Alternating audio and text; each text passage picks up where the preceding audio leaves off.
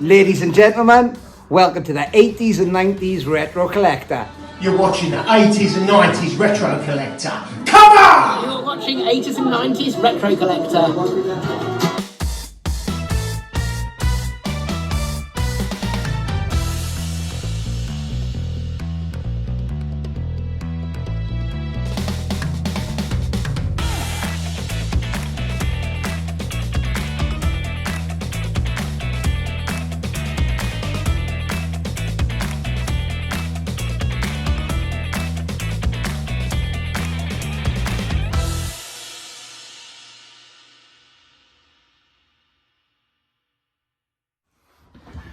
Hello everyone and welcome to the 80s and 90s Retro Collector. I am here today with my good friend, singer, actress, model, Minouche Kaftel, who I've known now for several years because we worked together on Mother's Child, which is on Prime Video at the moment, and the music that you hear in the movie was done by this lovely lady. Yes, that's right. We met ages ago and I wrote the song, I wrote the melody and I wrote the lyrics for the really interesting film that you made. And the song's called Oh Child. So here we are and we're talking about the 80s and the 90s, the music, the whole atmosphere, the social things. There's so much going on at the time. It was great to be in that time. And in that time I managed to release a song called Frozen Love, which is here on a CD, and it was actually on they sent me a vinyl in the post and I wrote the words for it. It's called Frozen Love and the group is called Polaris. So Polaris, we were very big in Sweden and all over Europe, and the producer was called Schiller. And he is a German guy. His actual name is Chris Van Dalen. And I wrote the words and it took me 5 minutes on the tube. Wow.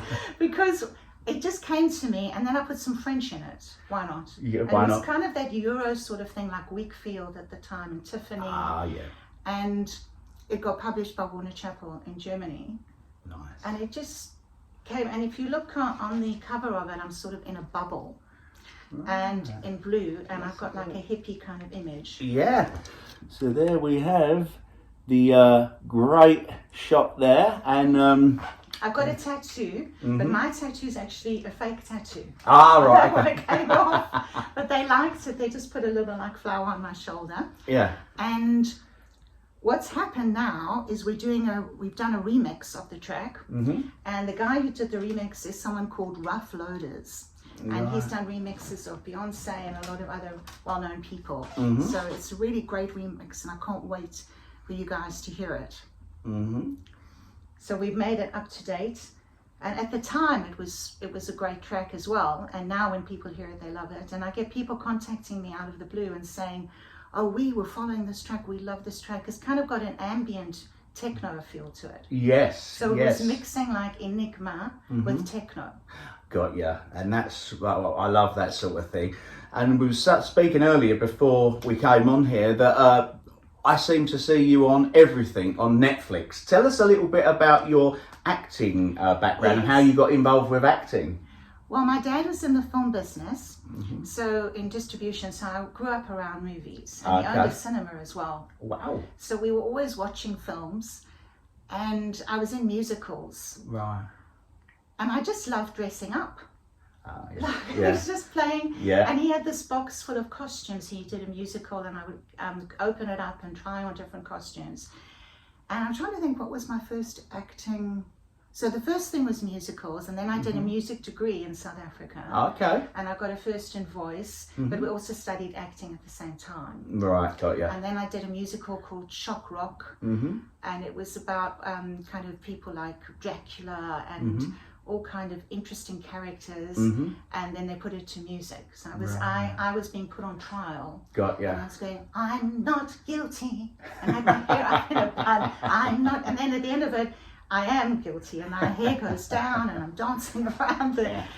But the music and the acting sort of came together. And acting-wise, recently I was on different things something called The Big Swirl with The Big Shack, Michael Dapper. Yes. And that's like a comedy improvisation thing. Okay. And he goes into a gym and it's a hip hop class, and we get really confused what this guy is doing in there. And we just improvising. I said I wanted some ABBA, and then he was like, "That's not hip hop." Yeah. It's really funny.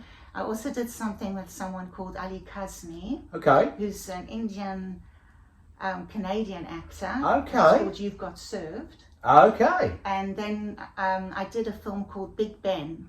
Right. Where it's, I don't want to give too much of the story away, but it's quite a dramatic role. Okay. And then a few months ago, I did something on, it's called Love Luxury. Yeah. And they sell handbags and Rolexes in their shop. Mm-hmm. And I'm buying a bag for my cat. Okay, because I know you love your cats, don't I love you? cats, actually. And my name in French, Minouche, means petit chat, means little cat. Ah. So it all sort of, and I grew up with a Siamese cat. Mm-hmm. And I used to sing, and the cat would shake his paw and walk out of the room because the higher I went, and I can sing very high, it would hurt the cat's ears. Mm-hmm. And that was a really fun thing to do. Mm-hmm. And yeah, it's just how much money would you spend on a handbag? So what I brought to show you as well is this is a magazine that I'm on the cover of. Okay. The original magazine. Here we go. So we have the original magazine there. The article inside is, they call it the Silken Voice. So that's the first page. Mm-hmm. Let's bring it forward. Ah. And then the second one, so it interviews me about my music. So that gig was at the Polish Palace Okay. for the Polish Prince. Yeah. And I also do voiceovers. So Right. you might have heard me without knowing it's me. And then this is about some of my acting roles. There's a picture there with me with Danny Dyer. I've been on EastEnders a few times. That's right. I see some stuff with you and Danny Dyer on Instagram. And then there's another picture here of me with Jennifer Saunders. I was the mayoress in a film called Hallelujah with Judi Dench. Wow, Dame Judi Dench. So, but the latest thing is the single that's been remixed by Rough Loaders. Mm-hmm. And it's a bit of a secret, but I guess I've let the cat out of the bag, so to speak. Okay. But yeah. Keep him very busy, and we got a lot of people say they loved you in Mother's Child, and the scenes that you were in there, and the fact that your music brought it to life. Without the soundtrack and the score provided by you, it was like so perfect for the film Oh Child. And I'll just grab a copy to show them on the. It came together. Like I'd written this song called Oh Child, and then your film's called Mother's Child. There you go. And it just sort of and there we came have together. it. And check it out, guys. It's currently on Amazon Prime Video. Mother's Child. 8.2 on IMDb, 4.5 stars on Amazon. So we did something right, Minouche. Yeah, definitely. We did something right. There was, all in all, we had 2,000 people, four short of 2,000 people involved with that film. It started from 2017 when it was being written by Paul Gardner, and then we went into production with it in April the 14th, 2019, and it was very, very difficult because trying to bring a low budget film to life, but we got there through a lot of hard work, and to have it on Amazon Prime Video and to be doing as well as it's done. I mean, I don't often look on IMDb these days, and I looked on there for probably the first time since the pandemic recently, and I'm like, wow, 8.2, it's just like Jurassic Park and Titanic level. I'm like, oh goodness, what we did something right. You know? I thought it'd be like, I'd be like, oh, if it's Nick went, I wonder what it's on, and I'm like, well, if it's 5.1, that'd be great. And when I saw it and then read the positive reviews there, I'm like, oh my god, it sort of choked me up a bit. But I don't think it'd have been where it is without the involvement of yourself. Oh, that's really sweet. Thank you. The 7 songs that were used from yourself in the film, it just brought it to life, and we are very grateful to have had you involved. in that. The track, yeah, it just came to me. I was singing one night to myself, and then the melody and the lyrics came together. So I'm still writing stuff. Yeah. I prefer to write less quality, not quantity. Yeah. So this is an article here which they wrote about me. I used to live in Belsize Park. I'm not living there anymore. Right. And they just did they were interviewing people. It says singer since forever. And they talk about how I started, and my first performance was singing Over the Rainbow on stage when I was 10. And oh yes, and then Nelson Mandela was my neighbour. I couldn't make this up. No, I remember you telling me this story, but please share it with the viewers. I went home, I still call it home, I went home in 98, my dad wasn't well, and I stayed an extra week, and on the Sunday morning, I was flying out on the Sunday night, my dad came up to the room and he said, and the doorbell rang, and he said, oh, the president's here, he was president at the time, he said, do you want to meet him? And I thought I was dreaming, and I almost went back to sleep. Thank goodness I wasn't dreaming. I didn't go back to sleep.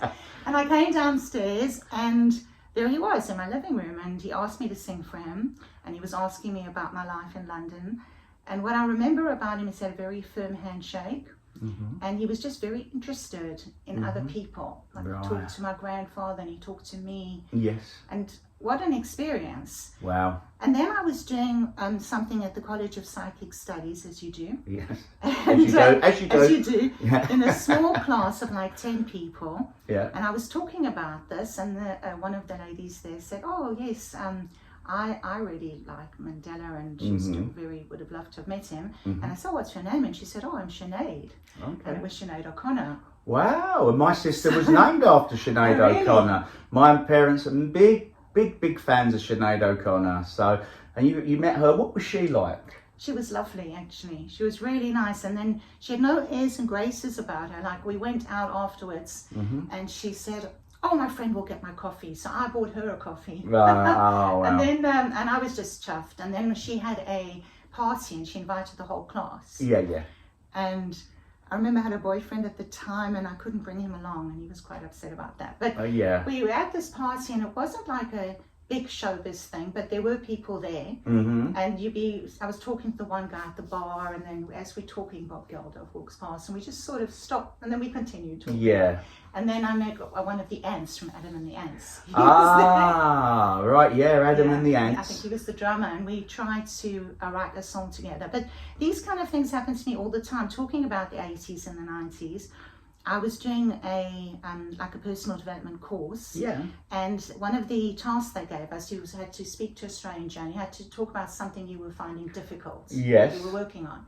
So I said, well, I'm a musician and I find it hard to get up in the morning. Yes. So I picked somebody who looked approachable and unassuming. And I told him this, and he said, oh, well, I'm a musician too. I don't know if you've heard of the band Level 42. Oh. And he's the keyboard player from Level 42, Mike Linder. Oh, wow. Okay. And he became my friend, and he's the one I approached to talk to about this. And also, so I tend to meet people in the most unusual places and get involved in really fun projects. Yes. But this latest one, which is the remix, done by Rough Loaders. Okay. It's kind of, I don't know how to describe it. It's like, well, you have to hear it really. You have to hear the track. Where would the viewers be able to listen? So that's going to be streamed on his Spotify, but it's not out yet. It's coming soon. To a place near you. It's coming soon. Next attractions. There we go.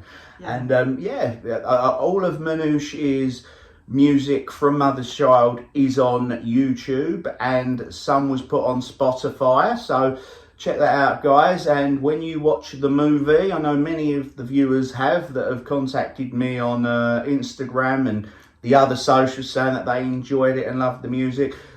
Nearly all the songs you're going to hear in the film are from the lovely Minouche, who has a wonderful voice. Thank you very much. And some very, very interesting stories. I mean, I could talk to you all day. When we were filming, we've been on lots of sets together. I think we did... the last one we did was in Milton Keynes with Rennie Costa, some comedy. I remember that. For yes, a that was web fun. series. We were Yes. playing, because we love our comedy, and Yes. anybody that watches this, they knows I love acting Yeah. silly and not taking love things comedy, too yeah. seriously. Exactly. Because we've done a lot of serious roles, and they really do take it out of you, especially if you're been trained in method acting, as I was, and you really get into the role, and it really does take its toll. So to be able to put that aside and just have fun and be silly is a gift, Yes. you know. It's like just playing with it, because the world can be so serious Oh, and goodness. so heavy, and Especially at the moment, yeah. And I recently lost my parents and bereavements and things like Sorry that. to hear that. And then, but I know they would want them, like my mother was involved in fashion and my dad was a songwriter. Mm-hmm. And I know that they would want me to be singing. Like that's what they would be wanting me to do, what I'm doing. Yeah, they would. And the lighter side of things and having fun with it and just improvising and going along with it. And I remember I said to one of the directors, how far can I take it? And he said, as far as you want. Oh, wow. So I thought, okay, well, Wow. I'll go for it. You don't hear that a lot in the industry, Yes, do you? yes. Normally, that even if you go off script by a word, Yeah. it's all goodness. But to be given that free range, which normally only very big A-listers would be given that luxury, like your Tom Cruises and Cameron Diaz. So to have that, and it's funny, and the brand is called Love Luxury. Love They Luxury, do all right? these TikTok things. Okay. And TikTok yeah, guys. They just said to me, well, just improvise, and I improvised and bought the handbag.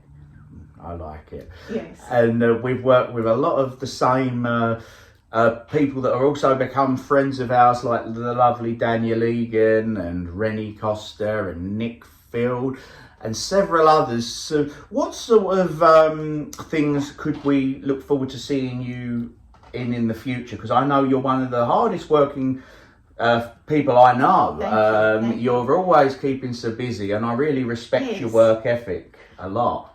So I was briefly on something called The Hack with David Tennant. It Right. was on ITV. Wow. I'm also in a film called Big Ben, Big Ben. which Okay.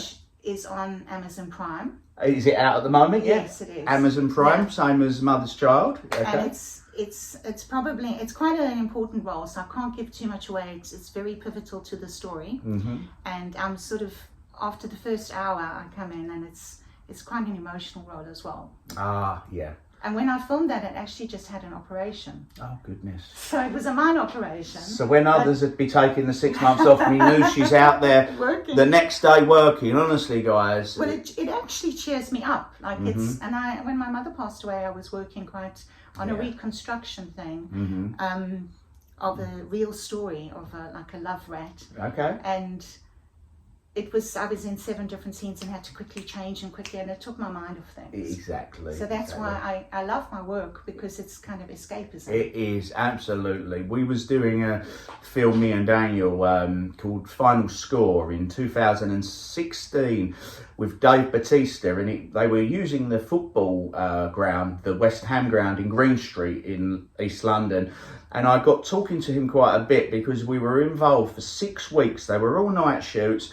And we were playing football hooligan fans that we were involved in several stunt scenes. When Dave Bautista comes through on the bike, the guy that jumps out the way with a beer, that was me. And then in the stands, his stunt man comes down and you've got me and Daniel there. So we had a great time. And I remember talking to him and getting quite friendly with him. And obviously as a big wrestling fan, it was amazing, but I didn't want to come across as what they call a mark, where you're like, oh my goodness, and you when you're working with these people, you speak to them just like you would anyone else, because they obviously you got to be professional, as you know. So he signed one of my belts, and he was saying he'd just gone through something quite personal, which I won't talk about but he said that, like, whereas others would be dwelling on it and be depressed, because he lived in Florida at the time, not sure if he still does, but he was over in East London, staying in some rundown hotel that they'd put him in, production there, and filming. He went, this is the best way. He said, trust me, obviously as an athlete and a bodybuilder, He said, this is the best way to deal with any kind of grief. Just work, work, work. And I got so much good advice off of him. And likewise with Daniel, we were having a chat about the Mission Impossible shoot, and he got given a lot of advice from Tom Cruise. And I said, Daniel, wow, you could really write a book, because would be so interesting. The stories he came out with was like, I'm just in awe when we're on set and we're talking, and he was like, yeah, Brad Pitt was asking me last week, we're in Colchester filming on a location, a secret location for a big Hollywood movie, and I've got to start on him in a scene, and then he beats me up. And he wanted to go out, and he had Angelina Jolie flying in on a private jet, and where should I tell them to go? And he said, I was laughing my head off. He actually said, try out somewhere called Bas Vegas in Basildon. Right? And this is absolute God's honest truth. And the next day, Brad Pitt comes along, and apparently his people had looked into it and gone, absolutely not. And he said, but he did, however, go to a lovely Indian restaurant with Angelina Jolie in Colchester, in the little part there near one of the Hiltons or something. But stories like that, I'm this is surreal, Daniel. It's like I worked on something with Woody Allen. Oh, wow. And that was, legend. What was it called again? You Will Meet a Tall Dark Stranger. Okay. And Josh Brolin was in it, who's the son of Barbara Streisand and James Brolin. Great actor. So it was a night shoot. Okay. So I was sitting there, I was yawning, and this man smiling at me while I'm yawning, and I'm laughing. It's Josh Brolin. Oh. And then while we were filming, Anthony Hopkins is in it. So he started chatting to us, and it's a scene, and anyway, it was sort of like a restaurant scene, and we got picked. Yeah. And I didn't know there were two lines, and I didn't know which line was the good line. Sure. And then this big guy, I thought, I think we might look quite good together. And he said he was lucky, so I thought, okay, I'll stand with you. Yeah. And he'd gone to the bathroom, so he quickly joined me, and we just looked right together. And also the wardrobe, they'd fitted me specially, so I had the look that they wanted. Sure. And I've recently done something where I had my hair up in a bun. So often, they just make you look the way they want you to look. Sure. When I played the mayor in Alleluia, Wow. I also look very different in that. And the hair, the wardrobe, the costume, it was really, really very good and very specific. They even said, have an umbrella, you're ruining your hair. We've done it, very. And then I got the first names of everybody, and I came home and I googled them all, and they'd all won BAFTAs. All won BAFTAs. Everybody. And then the director, I think it's just gone out of my head, but he directed Notes on a Scandal. Notes on a Scandal, yeah. And then okay. when I did Quiz, that was Stephen Frears, and That's right. the late Helen McCrory was the prosecutor. That's right. Yeah, And, I saw that. We were the jury. That's yes, something else I saw. I was engrossed in it, and I'm like, oh my goodness! And there's Minouche, and yeah. What's funny though is I have the scarf. The Yeah. story of the scarf. Okay. I bought the scarf in Italy for €5. Okay. And I bought it because it shows the Colosseum, it shows the Trevi Fountain, it shows the Spanish Steps, and it was like a memento rather than getting a postcard or buying lots of presents. I spent €5 on the scarf. And every time I come for filming, they love that scarf. It looks like a Hermes scarf. It looks very expensive. Yeah. And they always, so this scarf was tied a certain way, and it has to be tied the same way, as for continuity. Yes. So I just undid the scarf, and they were like, no, you just take it over your head. And they would sit there for like a half an hour at least, going, was it like this? Was it like that? I thought the scarf is upstaging me. The scarf is getting more attention. Oh dear. Okay. But on this film, the Woody Allen film, so he doesn't say cut, he just goes, okay. That's right. And that was really a thrill. And Anthony Hopkins was so professional but so friendly, no ego. Yeah. And then who's watching us work is Liev Schreiber eating at McDonald's. Wow. And I love night shoots because I'm a night owl. I absolutely I the prefer same. them. I love night shoots, and the 6 weeks on Final Score was great. I've done a few other night shoots. We did Top Boy on Netflix. I was involved in the stunt scene in a garage shootout with a Range Rover, and there's just something about the night shoots when they set up the big lights and the atmosphere. And yeah, give me a night shoot any day. It's really good fun. And so you've worked with a lot of big names. I mean, again, like Daniel, what an interesting book it would be. Have you thought about an autobiography? Maybe, like the stories. There was Alice Through the Looking Glass. I worked on that with Johnny Depp. Oh, And, wow. And the little things, he's like tickling the sound guy when he had his arm up Yeah. and he was walking past. He's got Yeah. such a sense of humour. Oh, yeah. And when I suddenly mention these people, and they're so nice, really. Yeah. And Diane Keaton as well, we worked on something with her, Hampstead, and Yeah. what a lady. Very So sad friendly, news very yesterday. sad. Yeah, God rest her soul. Diane Keaton, who passed away at, I think, 79 yesterday. Yes, it's young, and she Yeah. she just was somebody you would aspire to. The way she Oh, yeah. grew old. Well, she wasn't old, gracefully, like just a beautiful woman, Natural. a beautiful older woman. Absolutely, and obviously she was she 50 years in the entertainment Yeah. industry, from The Godfather. I loved the Father of the Bride movies, and she Yes, was yes. obviously the Steve Martin's wife in that, and total legend. And it's always sad with the passing. I mean, earlier this year, Gene Hackman, and what a great gift to be able to say you've worked with some of these people. Yes. And you know, it's so, and especially the ones where they're positive stories. Like, you know, I've not had the privilege of working alongside Johnny Depp, but many of my actor friends have been on certain projects with him at Pinewood Studios.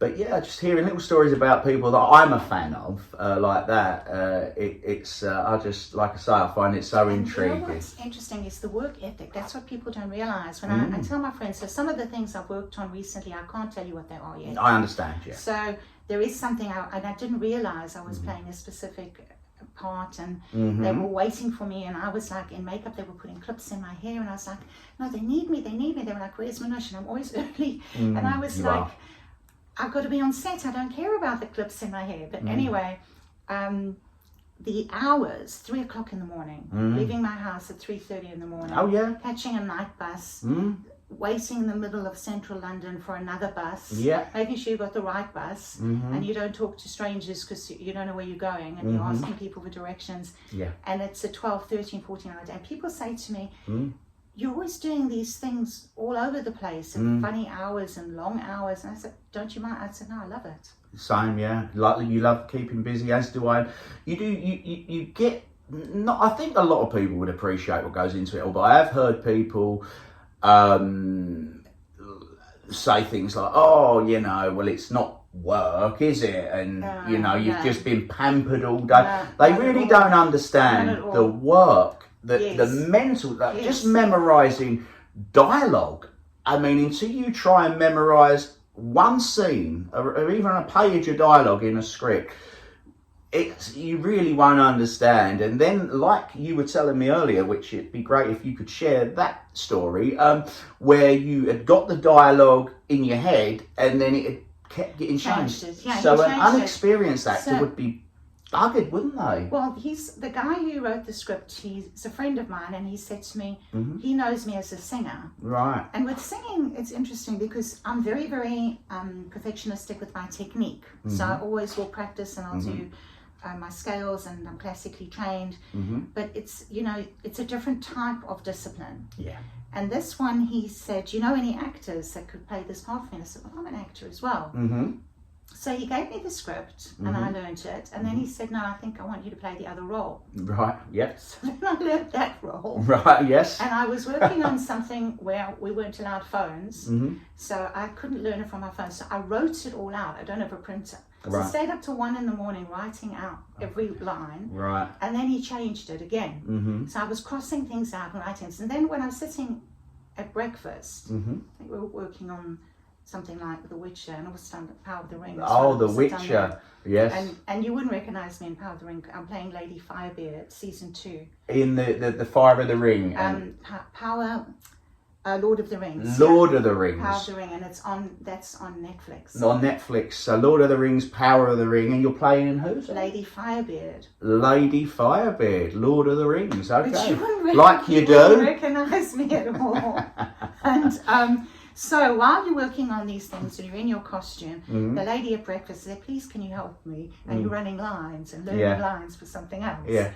And I did learn my lines, and I knew my lines very well, and it did go well. Okay. And then from that came something else, and then the person that I was working with told me about another job. And that's how it works. Networking's a big part of it, isn't it? And who you know. And it's coincidence. All of a sudden you're like, oh, but I just worked with her on this, and now she was also in Big Ben with me, the same lady, and then she was told me about this other thing. Yes, yeah. And it's like you said as well, Swaley, about helping people and sharing. Like, just because you're right for one role, they'll be right. There is enough to go around. Absolutely. Everybody's different.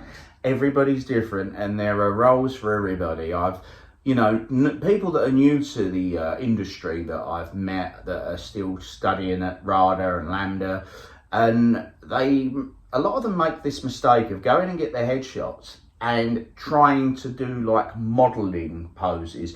And they're under the impression that there's a big difference, is what I say to them, in modelling and acting. Work with what you've got. Like, a good example of this is Nick Field, who's on this show a lot, and obviously the host of Curveballs 8 till 10 on Wednesdays on Phoenix 98 FM. Now, Nick is working all the time, like yourself, like Daniel Egan, and he has got a particular look like a scientist, a school teacher, and he works with that instead of trying to photograph for a role that's against his sort of type, his stereotype as such.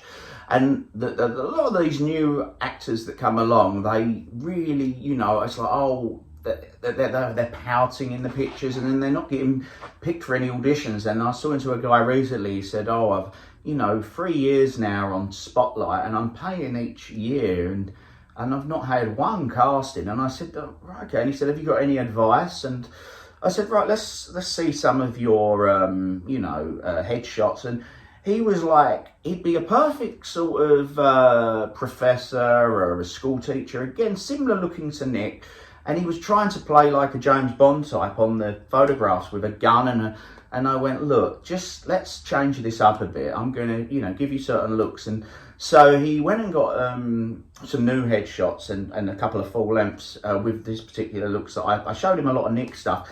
And 3 days later, he got a casting to play a teaching assistant in a BBC drama. And he's waiting, I think he's been shortlisted now and waiting to hear whether he's got the role. But it's just working with what you got. As The Rock used to say, know your damn role. Now, work with what you have got. Now, for instance, if I was, I don't know, like 6 stone and, I just couldn't put weight on and I was gaunt, I would be putting myself up, as well as my agent had put me up, for like, maybe a marathon runner, a homeless guy. So that me applying for roles like doorman, tough detective, for instance. I know it's common sense, but a lot of people don't apply common sense. They don't know themselves. Or they don't see how other people see them. That's right. Casting directors. Also, it's being natural as well. Like, the music and the singing is something different. It's more about expressing something. Well, I quite like my hats. Actually. Oh, you do. Yeah. You've got a collection of so many lovely hats. And even since I was a child, you see, I've got hats on. But with my acting, they like a very, very natural look. So I'll see what the role is. So I was on a job a couple of months ago, and I was playing a teacher, and they had a lanyard for me, a badge for me. Yes. With my photograph on it and a name. And this is really funny. I looked at the picture and I thought, what am I wearing? And I look okay and I look natural. I'm in my nightie. Okay. I'm in a nightie. It's red. Right, yes. It's red. Yeah. I'll show you the picture. And you've still got the hat on. No hat. And I'm in my nightie. Yeah. And they wanted a natural look. And I thought, well, I've got to take something quickly. And I was just about to go to bed, because they often ask you for these things when you're not expecting it. As a woman, with the makeup or not makeup. And they preferred the natural look. Yeah. So I just took a picture of it. And that's the one they chose, and I'm in the 90. But Right. I don't realise I'm in the 90. It's a modest 90. Yeah. And then, And you can't beat the whole 8 o'clock at night. We've got a casting for you tomorrow. Make sure you've got the self-taping by 10. There's the dialogue. you've got to learn it, yeah. And you were just going to go get an early night. Exactly. Now the kettle's on and the coffee. You Yeah. asked me to film something for this show. That's right. And I think I'm in my blue hat for that one. You were? And I'm talking about the 80s and the Yes. songs that I loved and just Oh, yeah. being in the 80s. Yeah. And with that one, I've got no makeup on. Right. Okay. Wow. Not a stitch of makeup You're on. one of the lucky ones that don't And need I- the makeup. I filmed it and I thought, it actually looks okay. I'm going to send that. I was Yeah, just, George, it it was would take great. me half an hour to put makeup on, and I just thought, just send this. And I said, is that okay? And he said, yeah. That was great. I mean, I we got some good comments on that about great. because. You are watching the 80s and 90s Retro Collector. Thank you. Boom. Sweet, bruv. Welcome to the 80s and 90s Retro Collector. Welcome to the 80s and 90s Retro Collector. So, tell us a little bit about this story that you've told me before, and it's where when you're working on these big Hollywood movies, as I did with Black Widow and the Batman, and it was so exciting to be involved with Marvel and DC as a fan of both.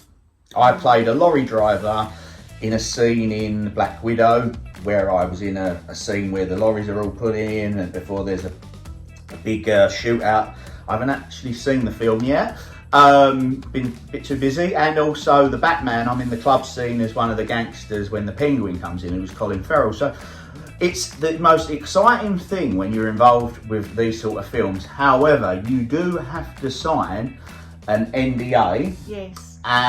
If you mention it to anybody, even your partner, your parents, anybody that could go to the pub and tell someone else, my son is in, or my husband or my wife is in this film, you will not only probably never work again in the industry, but you will be sued for pretty much everything you've got.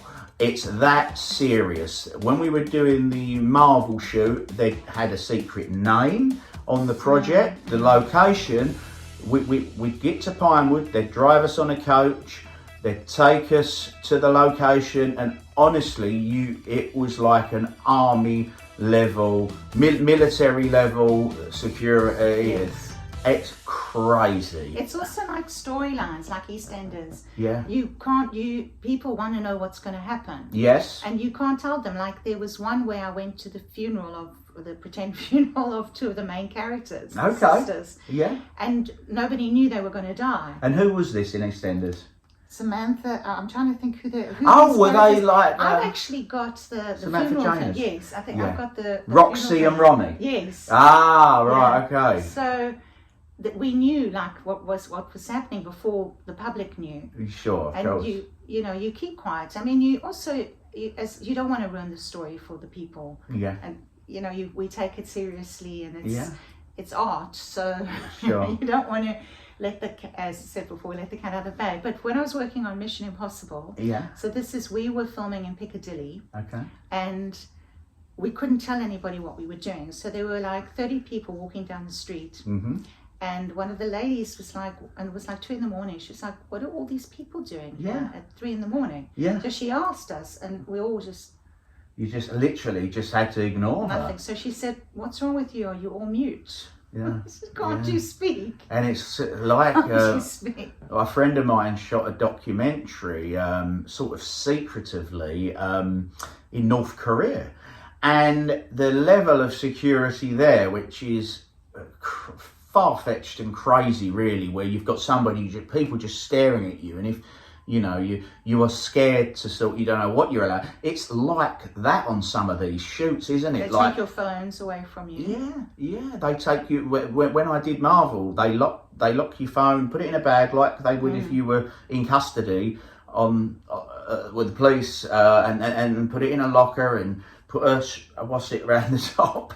And it's I mean, I get why it's so. Look, they don't want anything given away and whatnot, but it's crazy, isn't it? And It's very secretive. very. And then sometimes people say to me, what are you working on? And then I joke, but it's almost true. I said, I don't know what I'm working on. That's right. And then you arrive there and you're like, what are we working on? Yeah, We yeah. don't even know what we're What was doing. that code name for Yeah. again? Yeah. And The code name of a code name or Yeah. this, yeah. And then suddenly you see, and then you miss it. So it was, oh, there's somebody well known who said, oh, I didn't realize that they were there. Oh, I didn't see them. Yeah, You have yeah, your glasses yeah. on.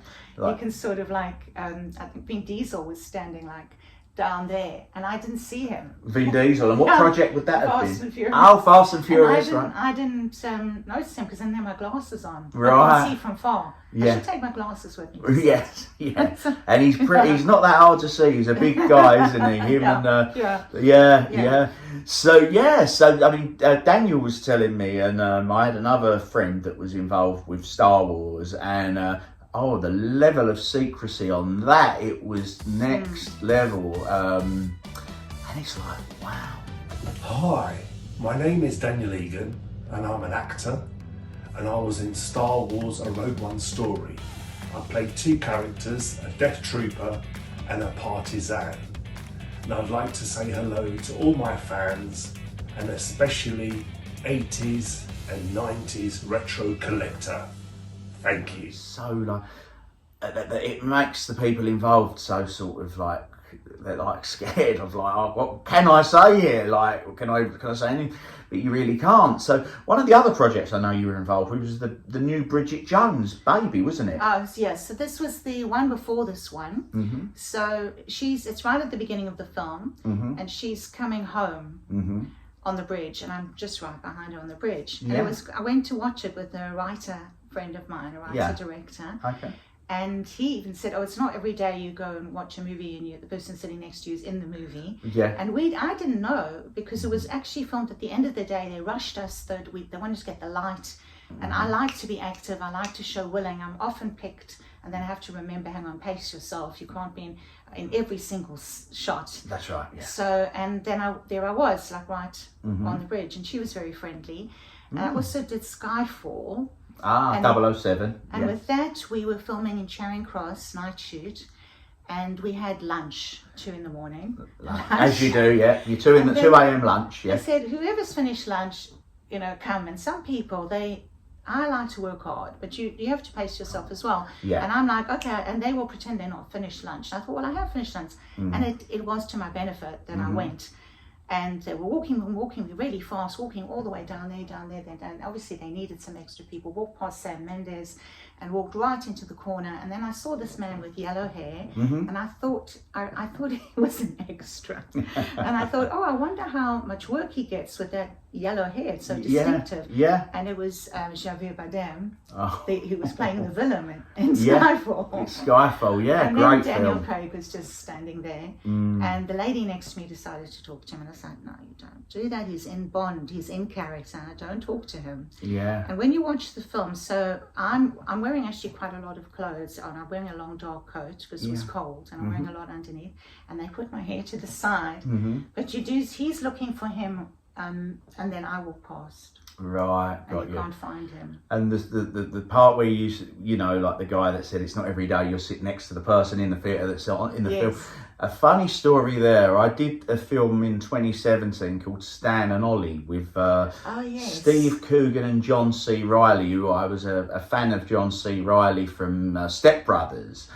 And it was, I was a theatre goer, and in the film, it's their last show in Ireland. It was all shot at a school in South London. So we did that, 2 12-day shoots. So I just had to sit with the wives of them and while they're on stage, and it was good. I mean, John C. Reilly was just doing stand-up comedy in between takes and that, and Steve Coogan, he didn't want to talk to anybody, and even the crew was a little bit weary of talking to him because he took the role so seriously and he put everything into it, which is fair enough. He wanted to give it his best. So it was a wonderful experience just watching like John C. Reilly doing all the stand-up in between takes. And once I saw the film, because I'm a fan of Laurel and Hardy, so I couldn't wait to see the film. So I think it came out in like January 2019, and I went off to the cinema that's over the road here, and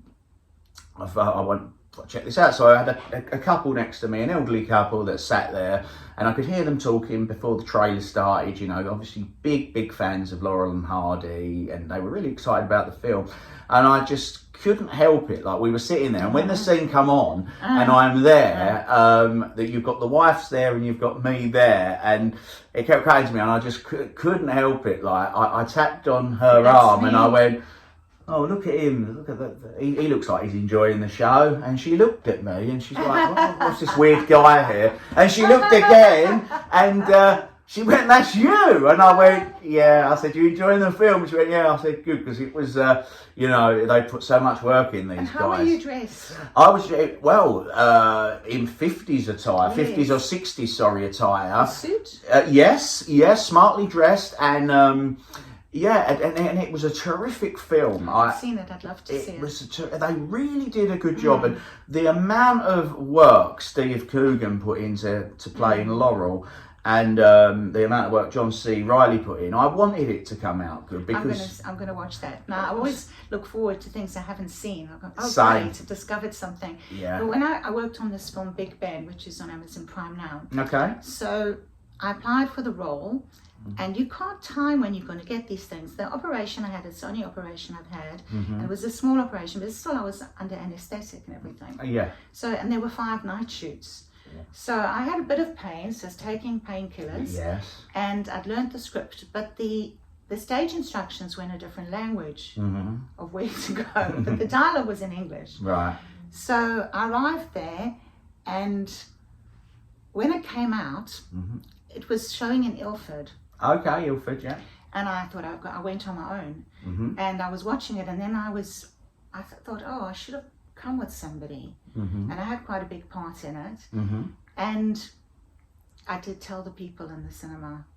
I said, oh, that's me. I'm playing Mrs. Trevor, and they went, oh, it's you. And then they took pictures. Yeah. And I had no makeup on. I'd just come out. I wasn't expecting, so I just thought, okay, I'll just pose, and I put my hand on the side, and I posed. And the guy said he was talking about me to his friend because he thought, what is this lady doing in the cinema? Does she think Big Ben is an English film? Because it was, it wasn't in, I don't even know what language, I think it's in. And he thought I would come by accident to see this film. Right, because I was the only English person in the audience. Got ya. And then he said, I've got an even better story to tell my friend now, which is actually in the film. Yeah, I mean, how surreal. I mean, we do. I mean, what I was saying to Nick, we had a conversation recently at the Phoenix FM studio, and was saying his friend said to him, you're probably the most famous person I know. And Nick went, what are you on about? You know, because you don't, it's just a job. And he said, until you sort of step back out of the bubble and think about it, you forget, because it becomes your job, you forget how that is to some, like somebody that's not done it. Yes. That's a fan of movies, of music. Or that particular actor. And you take it for granted. And it's not until you sort of take a step back and think, well, I was actually on set last week and I had lunch with this, like Angelina Jolie, and we were talking about this and that, and then we did this scene, and it's like, wow. They just smile or say hello to you at the tea table. Yeah. And then this thing that I did for Love Luxury, I was talking to my hairdresser and I showed her this thing, and she said, I've seen this. You're famous. She said, I've seen this. She said, my friend said, your client, look at this. And she said, how many views did you have? Like 2 million views. I said, maybe I'm famous and I don't know that I'm famous.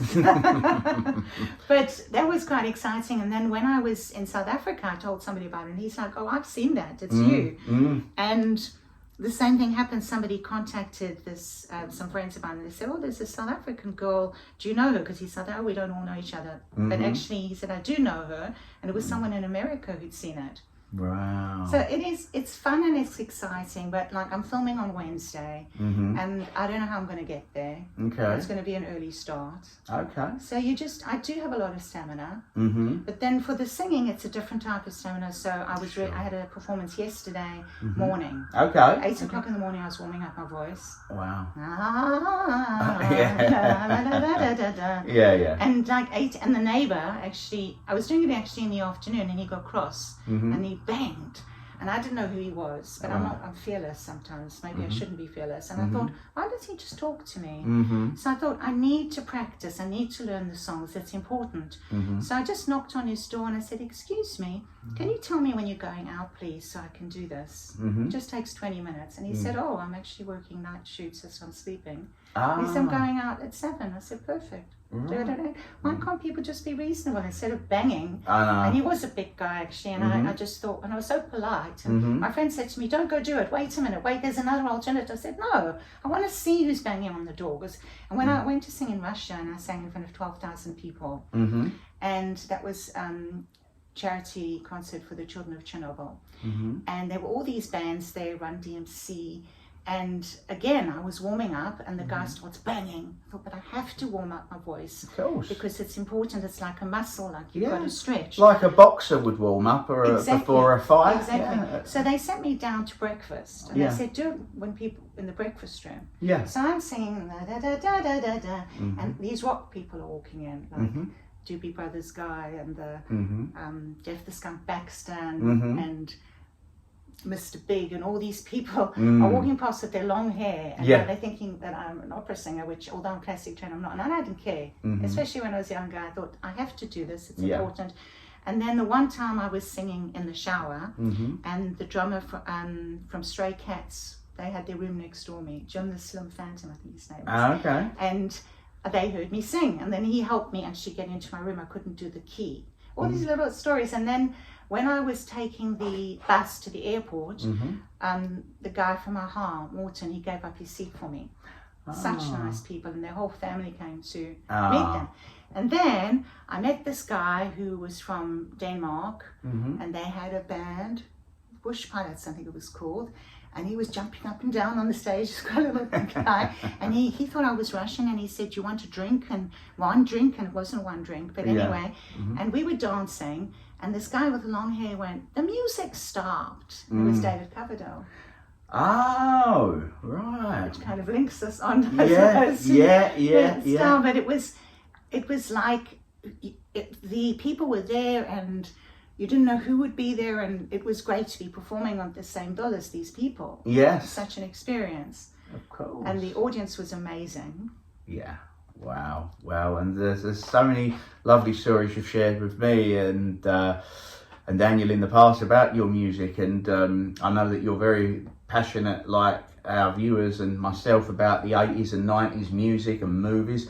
What sort of inspired you growing up in South Africa to want to pursue music, and how did you end up moving to London from South Africa? It's a good question. So I came to London to study with a teacher called Ian Adam, who taught Sarah Brightman and Michael Crawford. What happened was when I did my music degree, and our final year recital, we had to do an hour program. Okay. And my dad sent it to Herbert Kretzmer, who wrote the lyrics of Les Miserables. Okay. And he wasn't well, and he watched the whole thing. And he said, she's good, but she should come and study with this guy. So we came here on holiday, and I met him, and he would be like, oh, we're having a really good time here. I was going very, very high at the time. He was looking at roles for me, but like Cosette. But I wasn't really into the musical theatre thing because I like my own style. Musical theatre says, I don't know why I'm frightened. I know my way around here. There's a certain way of singing. Yeah. And I like to, it's beautiful, it's amazing, but I like to express myself and like kind of be like a hippie chick and do what I want to do. And you can't or sing a man's song or break the rules, really. I had this song that I was working on recently where I'm going very, very high. It's like a nightingale, like a bird, because I can go very high. And the musical director said to me, no, you can't sing that song for auditions. It's for a Chinese lady. And I thought, well, why not? I can be Chinese. I could be anything like that. I can sing that song if I'm recording it. I recently recorded a Hindi mantra, Gayatri mantra it's called. And I learned Hindi for that. Yeah. It's a challenge, but I did it. Okay. So what happened was when I was growing up, I always knew that I wanted to sing. Yeah. And actually, my parents, God rest their souls, they weren't very encouraging. Okay. And I thought, well, you know what, this is something I want to do, I'm going to do it. And I would spend hours singing in our snooker room. We had a snooker table, and the acoustics were good. I always had like a melodic soprano voice, but I wasn't like a shouter or belter, so you could miss me. So when I was auditioning, there was a choir, and the teacher was going around listening to people, and she couldn't hear me, so she wouldn't put me in. And then I thought, but I knew I deserved to be in it, so I auditioned for the final concert and sang Over the Rainbow, and straight after that I was in the choir, singing harmony. So I always learned how to sing harmony, just so I could be heard as well, singing something different. And I was singing, the records at the time were things like Barry Manilow, my sister was listening to, who's an amazing songwriter and singer, the Carpenters. My dad was listening to Elvis. There was Ella Fitzgerald. There was Ipanema, the girl from Ipanema on this world sort of music records. I listened to everything in Streisand.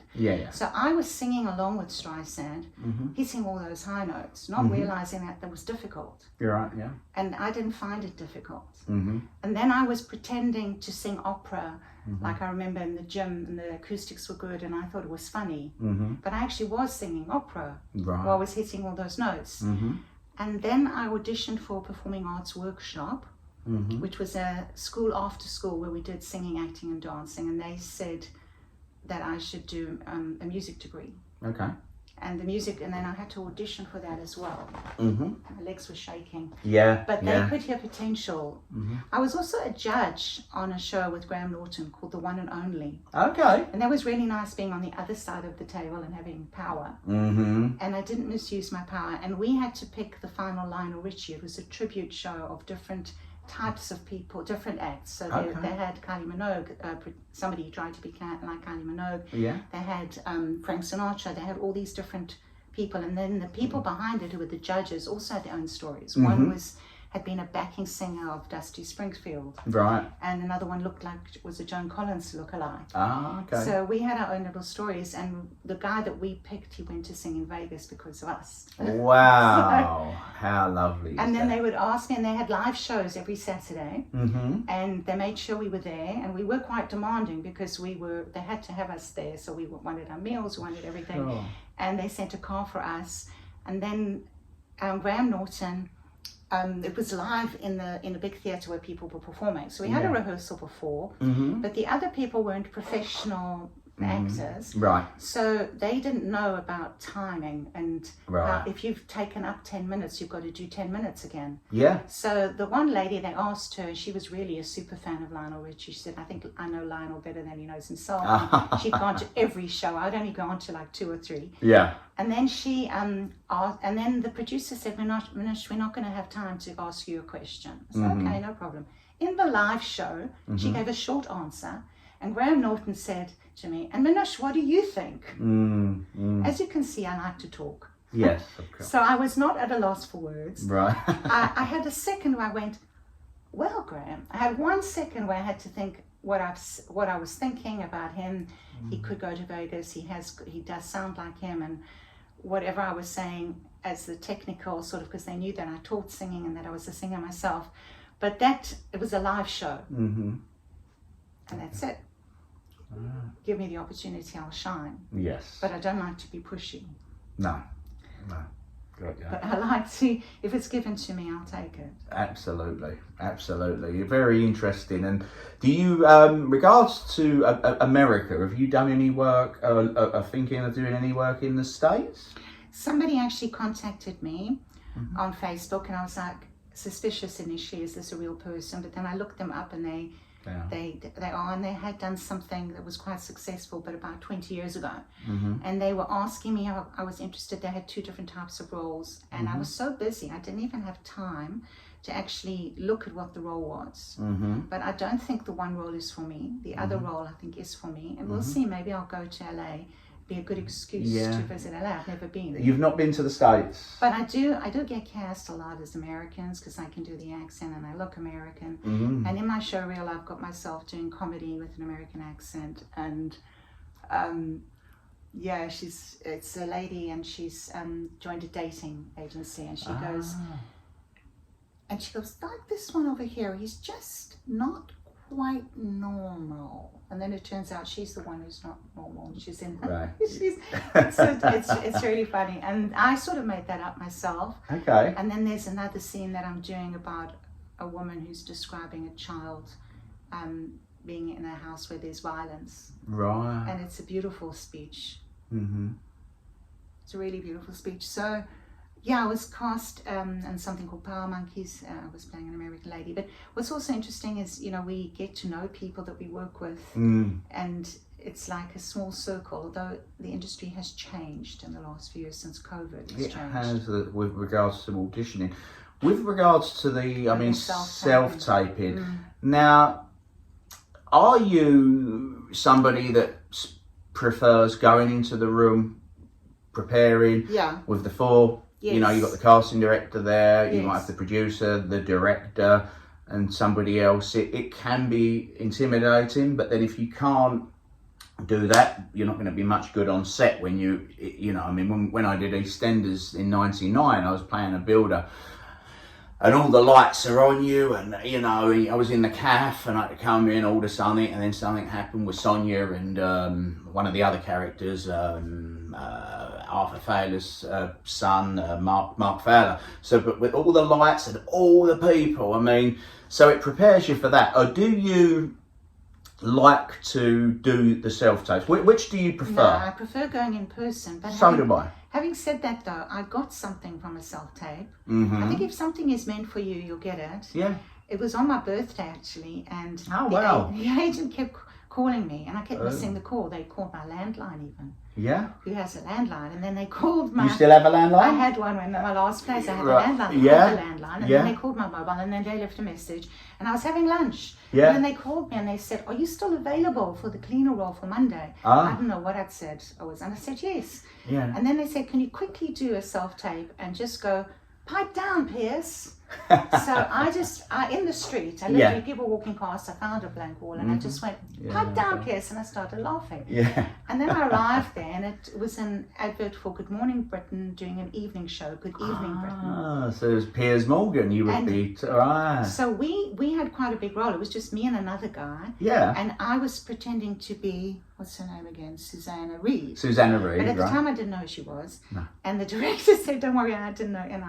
And then he showed me, and it's because I looked so different to her, that's why it was funny. So I'm playing a cleaner. We take over the studio. It took 1 hour to film. Okay. The director was brilliant. He did all these, and I've still got it. I can send it to you. Okay. And the guy goes, "The world's gone nuts," and he's pretending. And I go, "Pipe down, Pierce." And then they show us cleaning and running and Good Evening Britain now, and they kept showing it like they showed it as an ident. Every in between commercials. And the was whole time. Piers on set when you shot that, or was that that that had was been put cut in in, put in? afterwards. Right, But it was right. so funny because when I did the line, I thought, who else could it be? Yeah, And I yeah. got that from a self-tape, but generally speaking, I'm not great at self-tapes. No, I don't. I mean, where we were brought up, you know, and trained in the 90s. I mean, I went to Sylvia Young's theatre school from 96 to 2001, and then trained with Lambda. We were just trained, wasn't we, to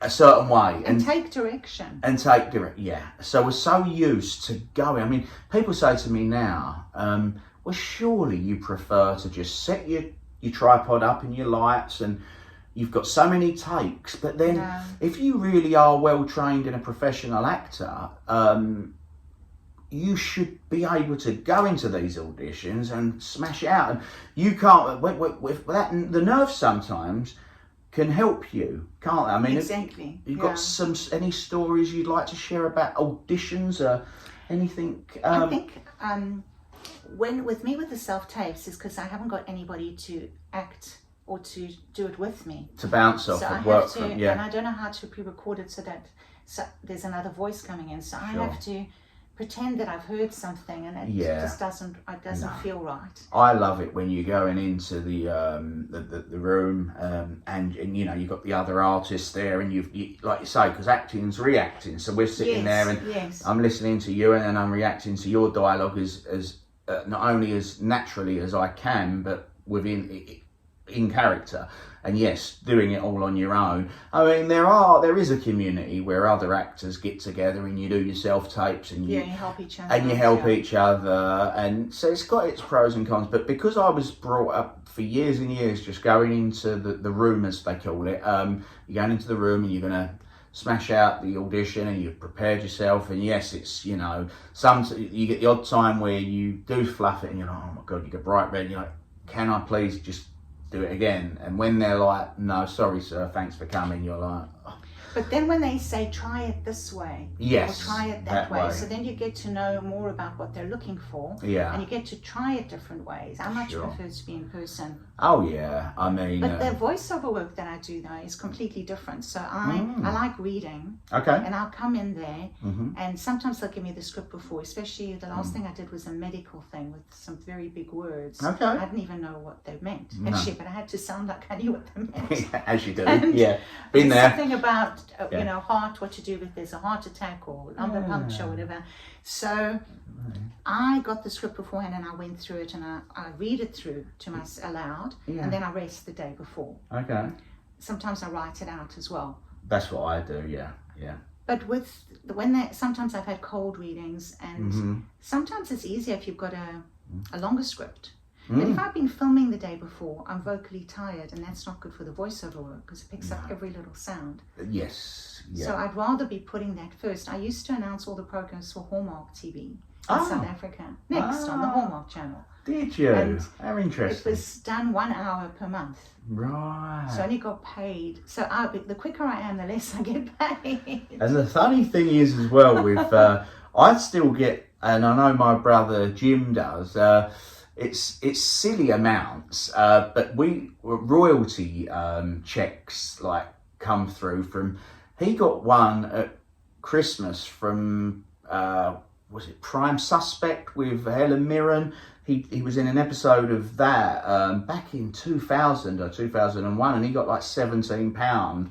And he's like, what's this, ITV, I think? And I still get some, if they play like episodes of The Bill on the UK Gold, and it's always silly amounts, like £8, but it's still like, you know, I'm like, that was in 1997. So things like that are comical, aren't they? Because you've forgotten about them. Yes, and you're watching reruns and you're like, oh, Yeah. hang on. Yeah. I'm on in stereo. Christmas, they were showing something from Not Going Out. Oh yeah. He's buying a present, and I I'm love that. behind him in the queue. Right. And I'm looking like, oh, you know, he's taking ages. And Yeah. why is he doing this? And then I was on McMuffin like at the same time, and my friend was like, I'm watching you in two different things. Yeah. I'm just running in They're the other showing room. it again. Yeah. And that's fun. And then with the voiceover with Hallmark, my parents were listening to me. They missed me, so they would invite people to come over to come and listen to me on the channel. Right. And my cousin called and she said, did you do a voiceover job for South African Airways? I said, yes. How'd you know? She said, well, I called you. Yeah. And she said, what did you say? And what did I say? I said, she said we were closed. I said, don't call on a Sunday. So thank you for calling South African Airways. Your call is important to us. For one, place this, for two, press that. And then I did Candy Crush. I went through a phase where I was doing a lot. of Candy different roles. Crush Saga, that's the On game, the isn't makers it? of Candy Crush comes Papa Pear Saga, and I did that in the morning. I was flying out in the afternoon. Like, you've just got to say yes. They say, are you free? Just say yes. Oh yeah, I mean, this is another, you know, because people do message me on social media, and you know, I want to get into acting. I've just got into acting. I've just finished training. I've just auditioned for this. Any advice? And like I was saying to you earlier when we were having a chat, I'll help. You know, I like helping people, and it's a team effort. And you know, in life in general, if you can help someone, do it. You know, so. You know, I'll try and give It's it. showing willing. Yeah. There was a girl I was sitting next to actually the other week, and she overheard me talking about some things, and she was, I remember I can get like that sometimes when I hear something and I'm like, oh gosh, I want to do a session, or especially with the singing and stuff, and she was like, I really want to get into doing filming work but behind the scenes, and I thought maybe if I just get on set I'll learn. Can you help me? And she was very pushy actually. Right. And I thought, she's doing everything right. I don't think I can help her anymore. And in fact, she's very young, so she's got everything ahead of her.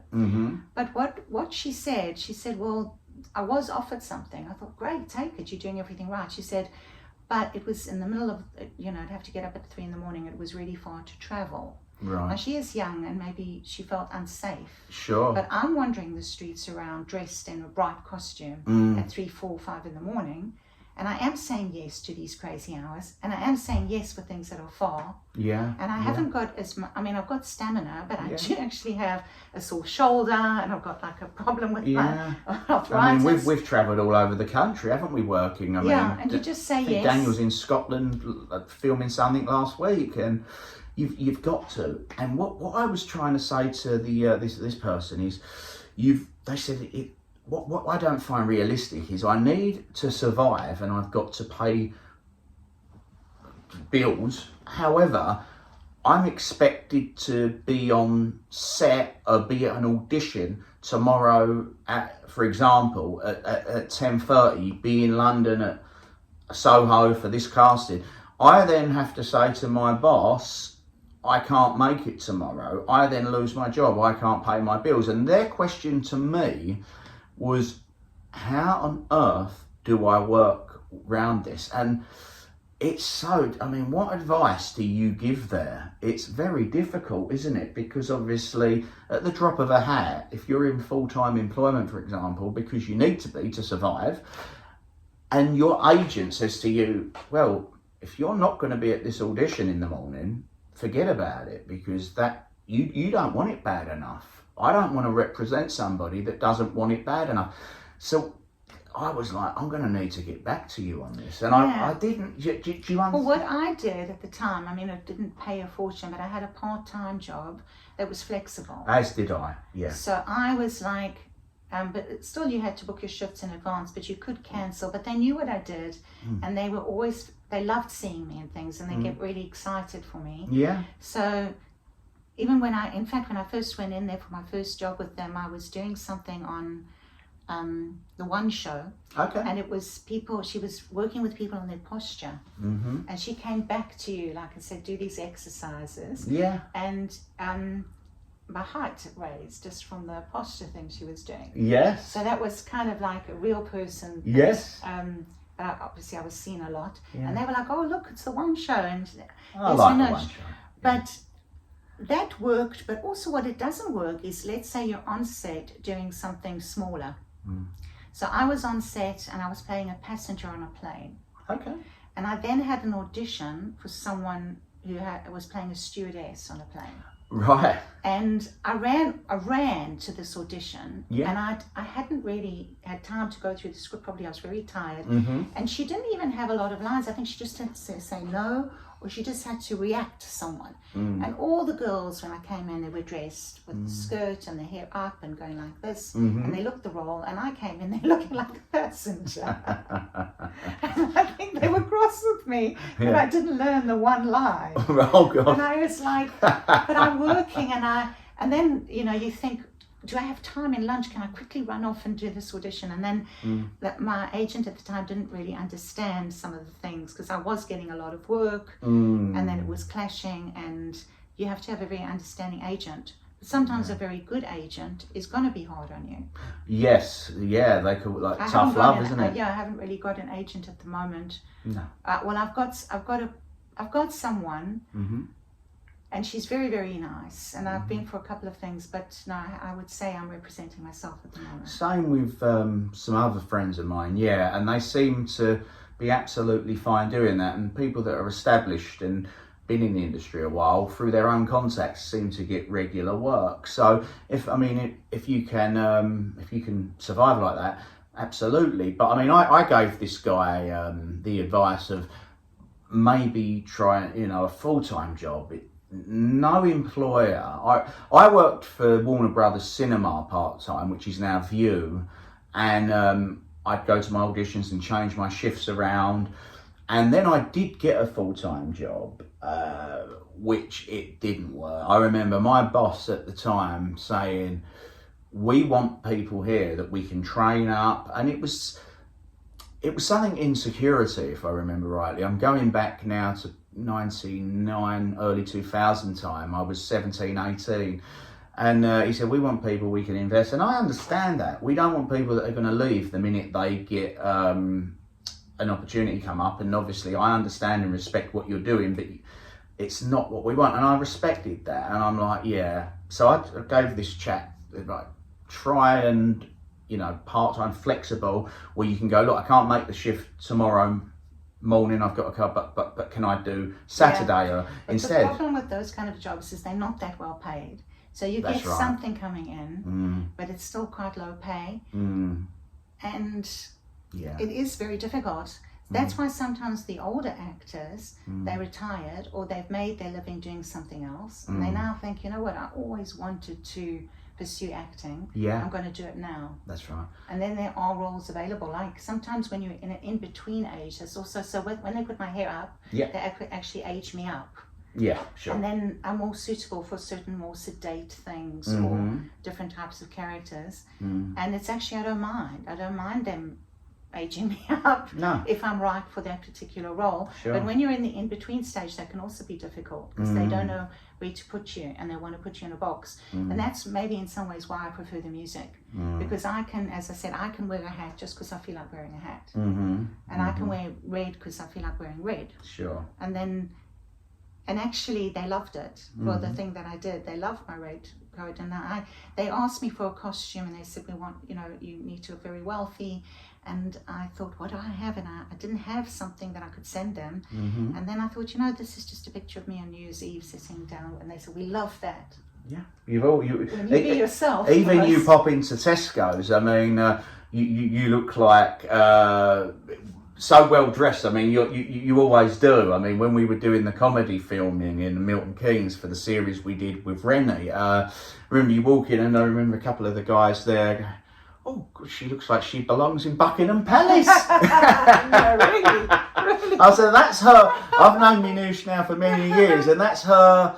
That's just her nipping to the shop. She's not even in costume yet. They went, oh goodness, I hope she doesn't. I hope she's okay talking to me. I feel like I said, no, she's the most down to earth, loveliest person, humblest person you'll ever meet. But yeah, you always and I mean, you must have so many hats. I mean, every time I've seen you, you've got a different hat on. Different hat, yes. My red hat. Yeah, and we've seen you blue one. It's like it's ice cream sort of. Somebody said it's like an ice cream parlor hat. Oh, an ice cream. But I don't know. I do like. But even when I was a child, there's a picture of me in a hat. Yeah. And I'm like, well, Yeah, you love your hats, and they That's the one nice thing about London in this weather. Yeah. Is you do get to wear coats and hats. So in South Africa, you don't need a hat, except you need a sun hat. Yeah. Actually, I have a sun hat as well here because we had quite a warm summer. Right. So Yeah. I had like the straw sun hat that I was wearing. Yeah. Yeah, I really like that one. Yeah. So there's a hat for every occasion. Sure. And how often do you visit your home country? Yeah, so that's the other thing. I went back there for 3 months last year. Okay. When it got cold. And for work, January, December is not so busy. So, but I did keep up with it. Like I was answering all the emails, and somebody phoned me to offer me a job. That day I was traveling out. Right. Yeah. So this year I'm trying to delay it till January next year, or maybe even February. Right. When I can't stand the cold, I'll go there. When I'm in South Africa, I tend to do more singing. There was a well-known band there, Dr. Victor and the Rustlers. I didn't realize he was well-known. Okay. And we just went there socially, and his band was incredible. They were so tight. He had 3 or 4 different singers, and one sounded like Barry White, one sounded like George Benson, one sounded like Stevie Wonder. They were all brilliant, and they all were exactly like that artist. One was high, one was low, and I did a song with them. It was great. Wow, and it's beautiful weather there. Yes. Is it all year round, isn't it?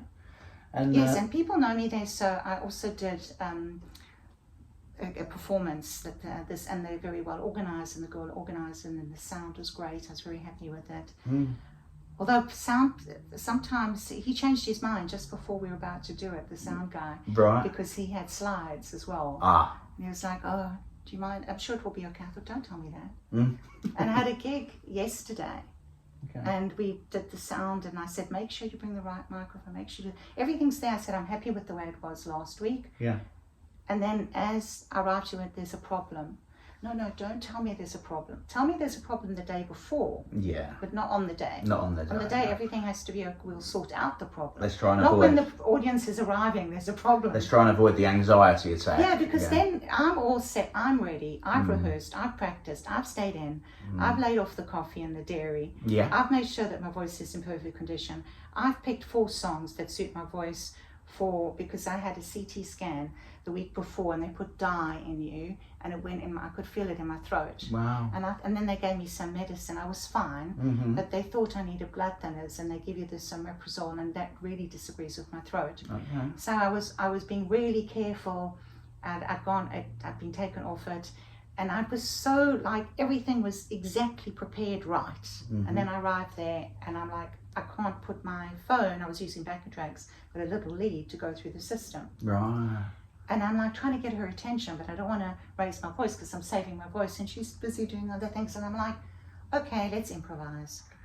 Yeah. The backing track will just not be that loud. And I just used my phone and they loved it. Wow. But I had to just use my phone. And that meant that they couldn't hear the music. They were singing along with me. They were out of time. Right. They were ahead of me. And I know exactly how it goes. So I thought, you know what, I better just can't beat them, join them. So Yeah. I joined their pace. And I told them afterwards, you did very well, but you were ahead. And I thought, okay, they're going on to the next bit. They're not going back to the beginning. I better follow them. Yes, indeed. And they loved it.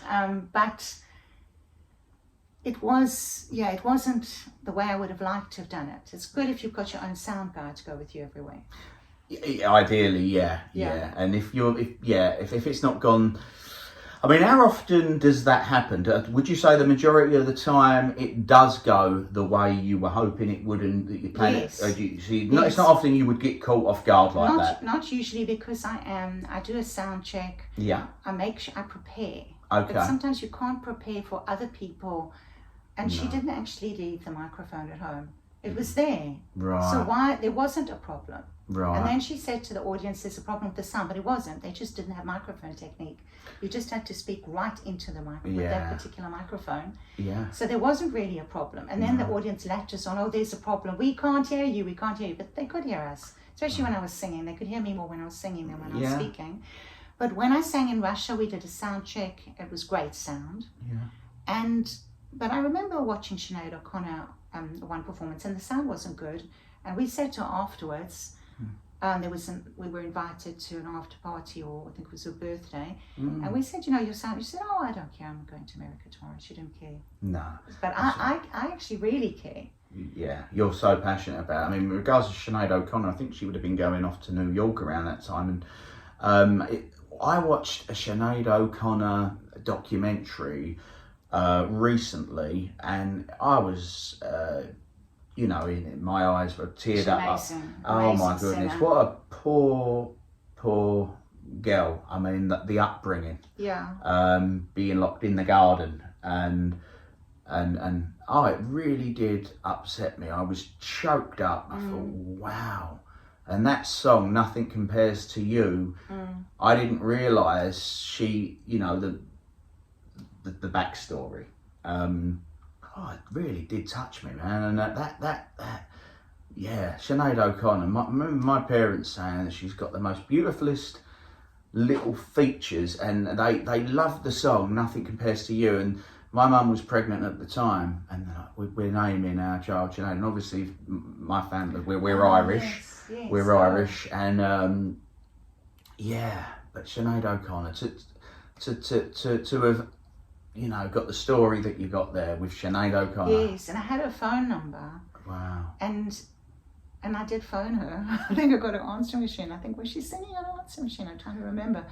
But then she lost custody of her child, and That's then right. we couldn't get hold of her. Oh. But there was something I was going to say about sound, was that, so I really love her emotional way of singing. Yeah. And some of the content of, if you listen to the words, and the one album in particular, Mandika, and she's like screaming, the phoenix from the flames. That's I right. will rise, I will rise. Yeah, seen that. And as you said, the beautiful face, like Natalie Portman as well. They don't need hair. That's right. And, Demi Moore in G.I. Joe, beautiful. yes, the features. The sound thing was Oh yes, when I did pantomime, I'm sure you'll relate to this maybe, Yeah. I did 3 shows a day, Okay. and I was doing 6 shows a week, and I was playing 3 different characters. Yeah. I was playing the prince, the fairy, and the queen, Right. Yeah. with 3 different accents as well. And Wow. and we were doing residential homes and hospitals, and we were singing Amarillo. This way to Amarillo, and you had to punch.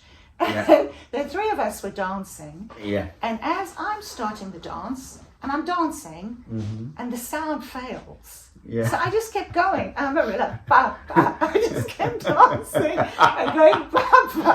And the Dame and Snow White didn't join me. They left me too. I said, why didn't you come? They said, we were trying to fix it. Yeah. And I'm going, Amarillo, ba, ba. Everywhere I've been.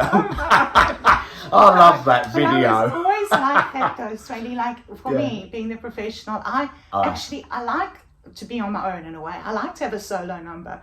So when I was a kid, I was singing a song with 2 other girls. They had really nice voices, but they didn't become professional singers.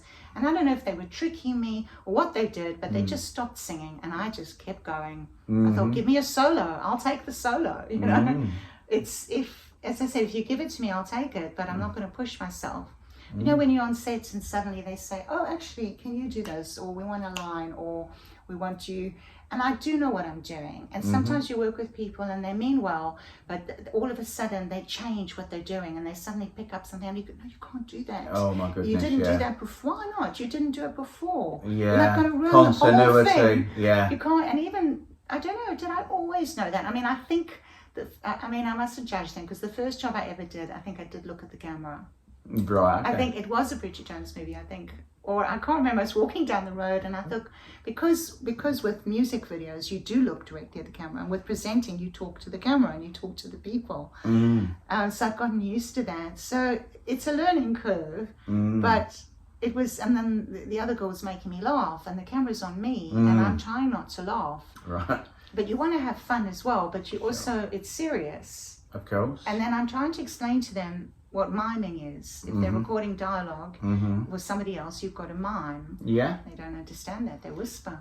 Yeah, and that's a big no. And that's when you can't have fun. Like I was on a job the other week and there were a lot of people there in their 20s and 30s and they looked great, but they didn't, when I was joking with them and I was actually making up stories, or I remember I did something with Jason Fleming, he's a really good actor, and Yes. he's really friendly and fun as well. Yeah. And I just was making up the story and I I've said, worked with him. oh, my husband and I, we met, we were childhood sweethearts. And they went, oh, really? And I went, I'm not married. I didn't have a child. I didn't have a child. They were like, really? And I went, nah, you know. It's called acting. It's playing. It's called And that's pretend, yes. Playing pretend. Yes, And like you did when you were at school. Everyone's yeah, got it in them, you're I know. you think so, but they don't know how to have fun and like let No. themselves go, especially in England.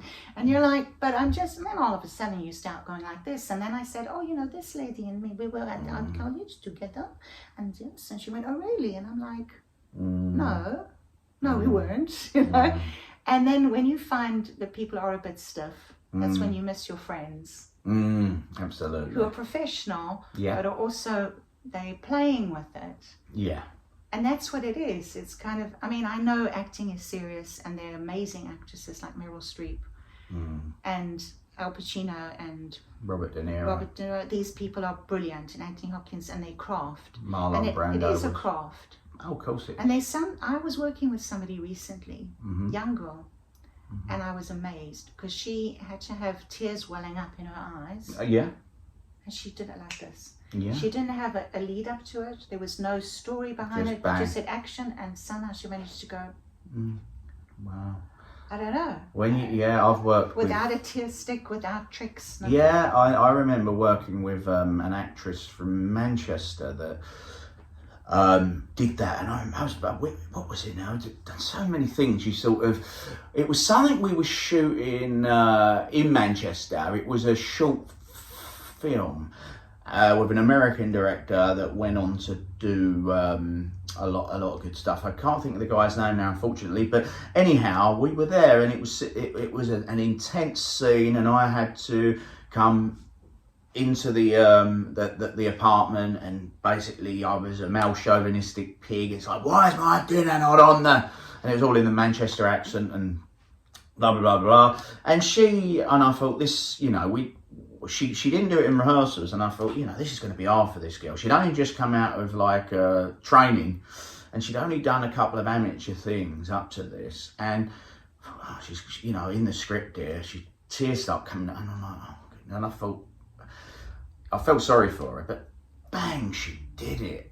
One take, and then cut, let's get another angle again, and I'm like, and then you realise what real talent, I'm like, oh goodness. She said, oh yeah, well, all of us actors can do it, I'm sure you could. And I'm thinking, give me an onion or something under the camera. I think tears I find are hard. Oh yeah. But I have managed, if there's a build up to it and there's something I relate to in the script, I can get there. Yeah. But to just get there like this without a build up. Yeah, unbelievable. And I mean, myself, I've been in a play where I had to do it, and that was back at the Wellington Theatre, and I need to really put myself in, use the training I was taught when I did some Meisner method. Yeah. But it really, from the pit of your stomach, like similar to when you're singing and it comes from here, doesn't it? Yeah. It takes it out of you. Oh man, I love doing. Somebody said to me and Nick, a caller that called in on the radio show, they were like, do you guys prefer comedy or drama?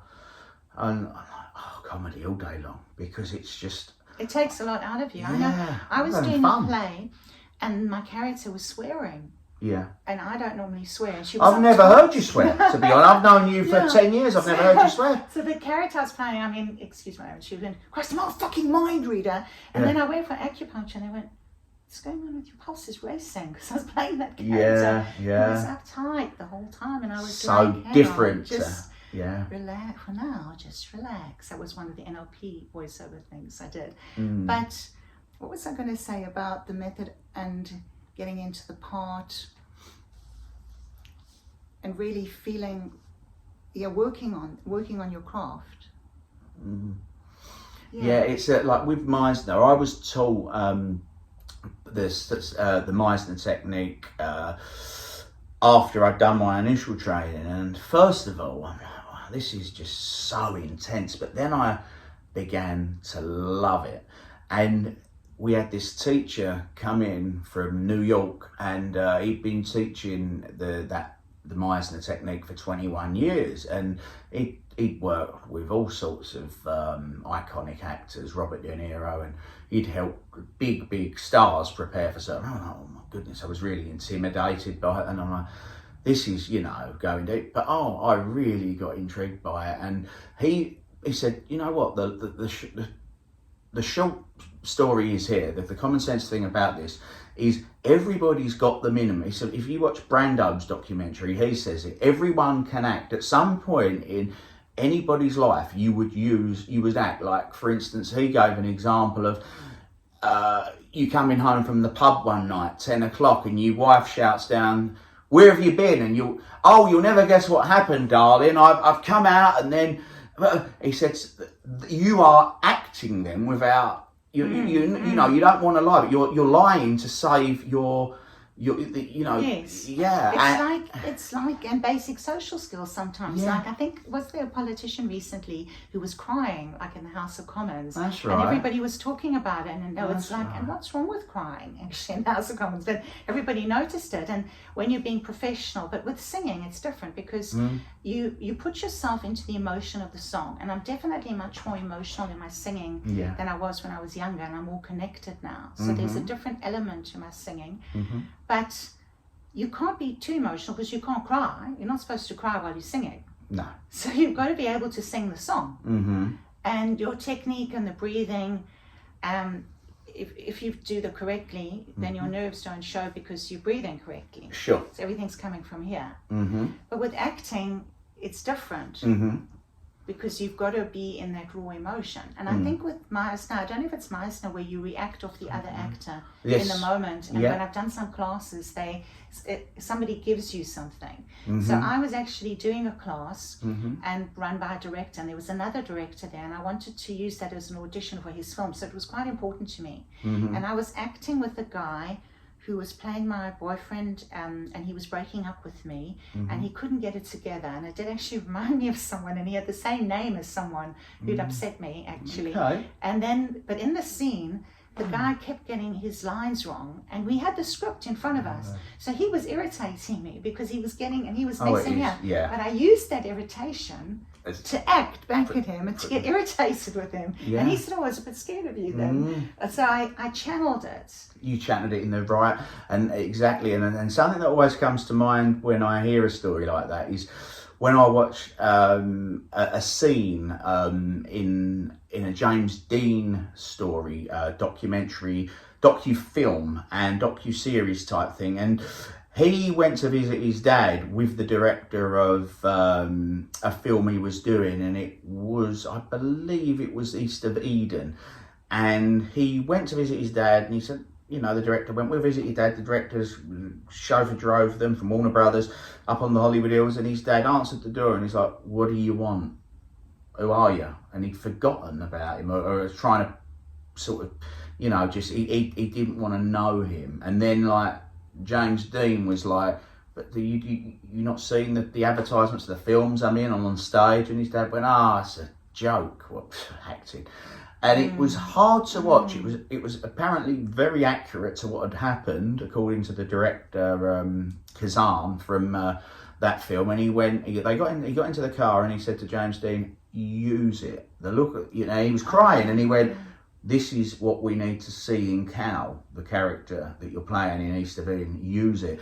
And I remember watching that, feeling a mixture of emotions, feeling sick for the poor guy that he'd, that it wouldn't have hurt his dad to go, "Well done, son," but there was nothing, and I felt sorry for him. But then I also feeling this director's ruthless. I mean, but then, the director said to him, "Look, to take a positive out of a negative, use it for the performance." The film went on to be a huge success, and I think it was nominated for Academy Awards and whatnot. But yeah, so again, we being able to channel. That's the thing, because I think with me, because I'm very interested in psychology. So am I. I have had some, I'm not going to go into the details, but I have had some difficult experiences in my life from a child. And I've been through so many different things that I know what those situations are, most of them, I can relate to. Yeah. And I can play that, there's certain things I can't relate, certain roles I can't relate to, like a murder I wouldn't be able to relate to. No. And in my music video, I am stabbing someone in the video, and I had to wear a black wig to do that, like a bob wig. Right. Norman Bates. Yeah, and I felt better doing it with that. Yeah. And we made this amazing video of one of my songs. I met the lady at a horror film festival. HorrorCon. I was there in Southend, it was actually. That's right, I've been there for Scream on the Beach when it was released, the film that I was in, and I had a great time. It's a great festival. Yeah, it's a great festival. The best one I've been to. I've been to a lot. I loved it. Yeah. And I loved her short film that she did, and I didn't even mention, she said, "Why are you here? Well, you're also an actor." And then we met up, and then I started mentioning about my music. She said, "Oh, I could do," and then I have a song that's quite dark. Yeah. And she put, I really like it. I must send it to you, actually. Yes, please do. It's on YouTube. It's called Pixie Picasso. So I'm playing all the roles in it, and I'm singing the song. Right. So then I did feel like, but when I'm talking about channeling different emotions, or what it's like to feel annoyed, or to be late, or to be whatever it is that's going on, that character has to go through, and also subtlety, of course. Of course, yeah. It's to have the balance between acting and being heightened reality, but also less is more. Less is more, without a doubt, yeah. Less is more. I mean, what's quite common for sort of a stage actor, and is they come off, and this is where I struggled, being trained in theatre. I would, when we did acting for TV or film, overact. I'd be doing a lot of this, and somebody said to me one day, I'm going to tie your hands to your leg in a minute, mate, because you don't, when you're talking in real life, when you're speaking to somebody in real life, do you do this? Yes. I went, well, of course not. He went, well, what makes you think that this is realistic? Not doing all that. And I didn't realise I was even doing it. And he went, do it again. And they're so different. I mean, you yourself working in both fields there. Yes. They are. When I was doing my music training, I mean, it was 4-year degree. And we would sing in front of the class, which was okay. But then we would sing in front of the whole department. So you like our second-year students singing for fourth-year students. That's and that right. was really That's what scary. we did as well, yeah. The big performance in the theatre, I didn't mind so much. Anyway, there was one girl, beautiful girl actually, but whenever she was singing, the hand would be going like this because she was a piano. She was playing the part. She was singing and the hand was like, and she wasn't aware. It was like a tell. She wasn't aware that she was doing that. I know. Oh man, and it's just like we were trying to sort of project out to the back of the theatre to project your voice. So again, as you yourself as a singer from here, so then you've got a camera here, and you're suddenly, you know, you've rehearsed you've memorised the dialogue and whatnot. You start and you're like, well, I'm tell you what, Pete, and then the director's looking and he's like, is that how you took? And I'm like, no. And he went, less is more. Yes. The subtleties, because especially if it's a close-up just on the eyes or something. But I was working with this girl. It was the science fiction 48-hour challenge. Okay. And you've got 48 hours to come up with something. They give you certain lines, and one was that it's not us they want, it's them. And we did this great little story about how our phone is called Darkness Before Dawn, and we were the app was telling you how long you've got to live. Okay. And the one guy got 1, and she went 1 year, and he went, no, 1 hour. And then anyway, so what happened is the girl that I was acting with, she was a very good theatre actor, but she didn't understand this business of recessing. Right. And doing it again and yeah. again. Back and to again. ones, back to ones, Exactly the same. And there are certain skills that you learn, and I would rather be on set, even if it's in a small way. I bumped into this guy yesterday in the restaurant. I meant to look him up on Facebook and see what he's working on. Because I did do a rehearsed reading with him many years ago, and I played a few different characters. Okay. And he's working on something at the moment, and I said, well, what is it? And he said, oh, it's cast already, but it's an action film. So I said, I'd love to be involved, even in a small way. I just like being on set. Yeah. I like watching how they make it. Learning. I find it fascinating. But the thing is, not everybody values acting. No. That's the sad thing, is people who aren't artists, they don't understand why you would get up at 3 o'clock in the morning to go and travel. I actually have to check my phone to see if I've got any work coming in. Yeah. You are watching the 80s and 90s Retro Collector. Welcome to the 80s and 90s Retro Collection. Yeah. So tell us a bit about your who you like, music. Yes. So I like a lot of the songs from the 80s and the 90s, like Don't Stop Believing, Journey, Bon Jovi. Love that. And then the 90s, there was Black Box, we were listening to Right on Time, Snap, and that was great music to dance to. And I didn't realize, because although I thought I was a ballad singer, I'm actually a dance artist. Like I'm a pop singer Yeah. who specializes, the track that I had the hit with, Frozen Love, Yeah. the dance track. Right, yeah. So I'm using my classical technique in the song, and I wrote the words, but it's dance music. And I like dancing. I like going to, well, if I hear a song that's a great song, I'm right on the dance floor. Yeah. And I'm very, very fussy about what I like to dance to. And you're one of these people which I like. That's you are not you're not really an alcohol drinker, are you? So you would be able to go into sort of a nightclub and hit the dance floor with like a water, whereas there's a story there. Yeah. So I was in an ABBA tribute band, which is another story. Okay. But I went to, there's a bar in South Africa we go every week. Now I can drink once in a while, but I wasn't drinking, and I looked and there were girls dancing on the bar, like Coyote Ugly. And I thought, wow, and I was filming and I thought, wow, this is amazing. And I felt free. I was feeling free. And I thought, you know what, I want to do that. So somebody lifted me up with the problem with the hip that I've got. I landed up on the bar dancing, but I've got to be a bit still because you could fall off the bar. So I bumped into the guy a few days later and he said, I recognize you. He said, yeah, you were drunk with me at that bar. I said, I've got news for you, I wasn't drunk. No. Imagine what I would have done if I was drunk. Oh. I was not drunk and I didn't need to be drunk. No. But they play the same music and a lot of it is 80s and 90s music. And I'm trying to think of which is my favorite song to dance to. I really like Ride on Time. That's Black Box. Rhythm is a Dancer. Oh wow, Snap. my dad's favourite song that. Remember when we were out in his lorry, like myself, my dad and brother are lorry drivers, and that's, if you like, my day job, you know, when I'm not on set, being creative, because we have to survive. So I was always out with my dad as a child after school and on the weekends in his lorry. And I remember him stopping off at a Woolworths the day it come out. He went, listen to this, and he popped the cassette in.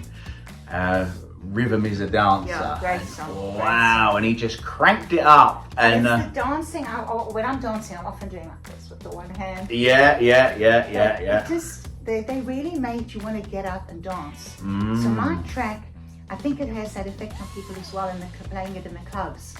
So that's where we're going for, we're playing it first in the clubs. And it makes you want to dance. So I like to dance to my own music. Yeah, well, so does my brother Jay Keys, who was recently on Curveballs on Phoenix FM. You can check that interview out online, and also he's got a good tune out at the moment that's in the charts. So yeah, with yourself, tell us when we are looking to hear your new song and where we can listen to it, please. Yeah, it will be streamed on Rough Loaders platform as well as my own platforms on all the platforms. Okay. And Spotify, yes. Yeah. And it should be in the next month or so. I'll let you know. I'll keep you posted. And I'll let everybody know. It's been done, and we're just waiting on it. And he, as I said, he's done remixes for Beyonce. He's very well known. He's an amazing guy. Wow. And it was quite exciting, and the way I got to him was through, I was at the airport wearing these trainers, like pink trainers. The pink trainers, the comfy trainers. And the colours I was wearing, and this guy came up to me and he said to me, you've got to be an artist with all those different colours that you're wearing. Yeah. And I said, well, I am. And we got chatting, and it turned out his cousin is the singer, and she was married to the guy who produced Shania Twain. Wow. He was also married to Shania Twain, actually. Really? And I contacted her, and then we were talking about different styles, and she said, you know what, I really like this dance track of This Is a Hit. And when it was a hit, my manager at the time, who managed Bananarama. Wow, Bananarama. My mum was a fan of those. And Sonia as well. And he heard the track, he said, this is a hit, and that was Frozen Love. So she said, you know what, I've got a guy for you who can do a great remix of this. I'm going to see what he thinks about it. So she sent to him, and he said, I love the track. Wow. So we're very excited about it. Can't wait. And have you filmed a music video for it? Not yet. That'd be, I know you love doing your music video, filming of the videos. Yeah, somebody wanted me to do a Fleetwood Mac track, actually, that he had an idea or something, because they say I look like Stevie Nicks. Yeah, you do. And, but I don't sound like Stevie Nicks. But this is the track that he had me singing. I'm not going to say what it is because we haven't done it yet. But we filmed a little bit of some of that. Right. And that's just an independent project that he wants to do, because he really wants to do it for himself. But I'm trying to think of the songs, the things like Wickfield and Tiffany. Saturday night. It was like there was always a dance, and you had to turn, jump, and Macarena. Yeah. Everything was such fun and light-hearted and having a good time. Yeah, I remember, would you believe it, 31 years ago, I was in year 8 at school. I was 13 when Saturday Night came out, and it was, I remember just playing the cassette and playing Saturday Night. And even now, when you get like the remix come on New Year's Eve, and it'll be there, Saturday, and the video, the song, and what's the other one that came out around that time as well? like 5, 6, 7, 8, like the Boom Baby was driving me, and the Macarena, and that's time. I think We're Alone Now, the Tiffany. But I'm trying to think of what are some of my favourites, because there were some really good tunes as well, some really good songs. Yeah.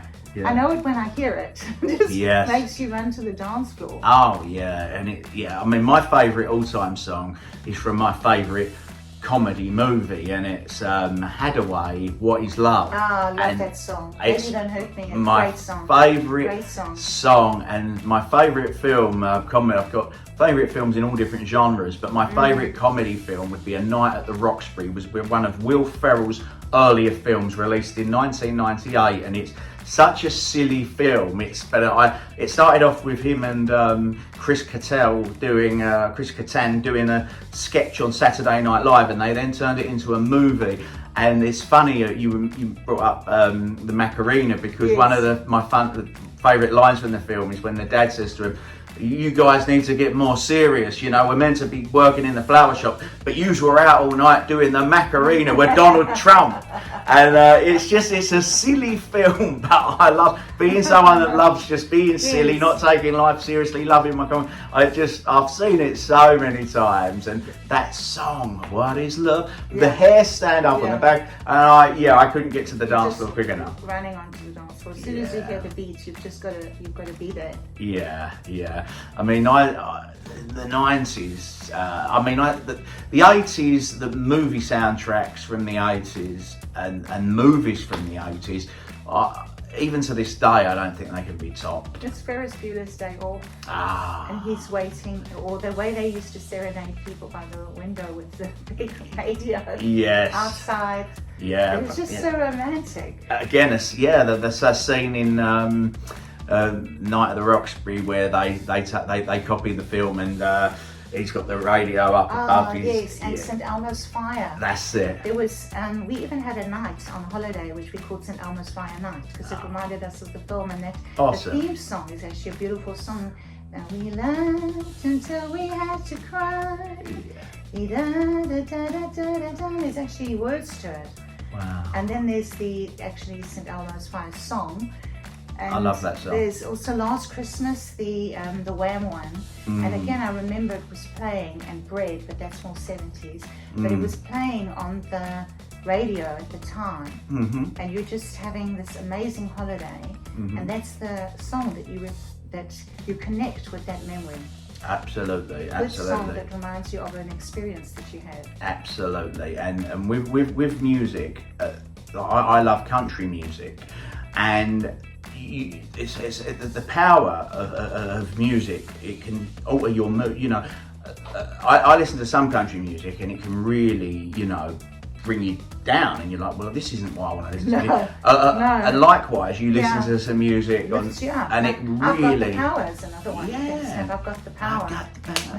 Again, I mean, 80s, 90s music, films. So talking about movies, have you got a favourite movie from the 80s and the 90s? Do you like horror? What genre of movie do you like? Are you a fan of? I love all movies. Okay. It's hard to actually pick one. You not got a favourite movie? Like horror? Do you like horror movies? I do like horror. But I like more clever ones. Yes, like psychological thrillers? Yes. Okay. Have you seen? I can't think offhand. Have you seen Friday the 13th? That'd be and then there's Halloween. Halloween. I like the ones where, because we were in distribution, we would get these horror films. I probably blocked it out. Actually, that's why I couldn't think. Where we would see them before they were censored, and I was a child watching these scary movies. Wow. And there was one where it was very gory with blood and everything. Yeah. And then there's always the ones where suddenly they think everything's okay. And the hand comes out of the leg. Yes. And there was a movie called Patrick, and he was like lying like this, but he would make things move, and stuff would happen around him. And then I was watching this film with a friend of mine, And I was used to it because we were always watching horror films. Yeah, yeah. And at the end of the film, he jumps up and she started screaming. She ran around the room screaming, and I was like, you know, it's almost hard to scare me now because I've got so used to it. Yeah. But it's almost often the music makes it scary. So the thing that I did in Big Ben, they actually said you're going to have foot acting now, and they're focusing on my feet and the clicking of the heels as you're walking. Yeah, Foley artists would be the people on a film or TV that's job is to just do the But I the think sound I'm going to have effects to there. come back, Swaley, and talk to you again. Yeah. And think, because I know there's a whole lot of stuff.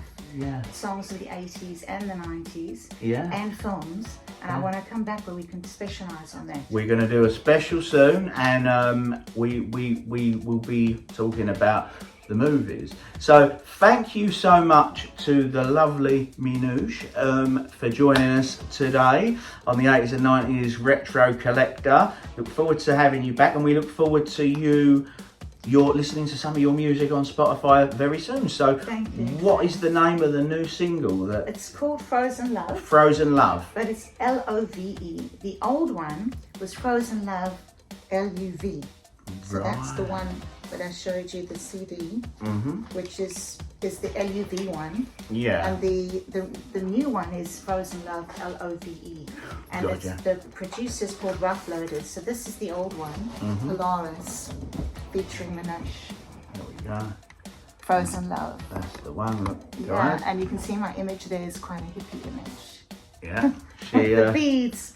And the manager chose it. He said, I like that for you. And I was happy because I relate to the hippie chick kind of thing. Yeah. But this one is a different image. It's a hat image. Yeah, and she loves her hats. So be sure to give her a follow, guys, on Instagram, and that would be Minouche Kaftel. And at the bottom of the screen there is the spelling of that very cool name. And you will see her pop up in a whole range of things, ranging from Mission Impossible, Bridget Jones's Baby, Netflix series. She's very hardworking and an inspiration to myself. I'm very pleased to call her a friend of mine. Thank you, me too. And I look forward to having her on the show in the near future. Great. Please like, share and subscribe, guys. And we look forward to seeing you the next show. Take care. Bye. Bye. Bye for now.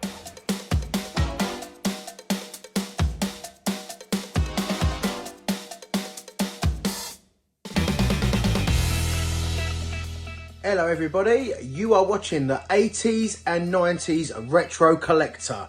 Make sure you subscribe. Whoa!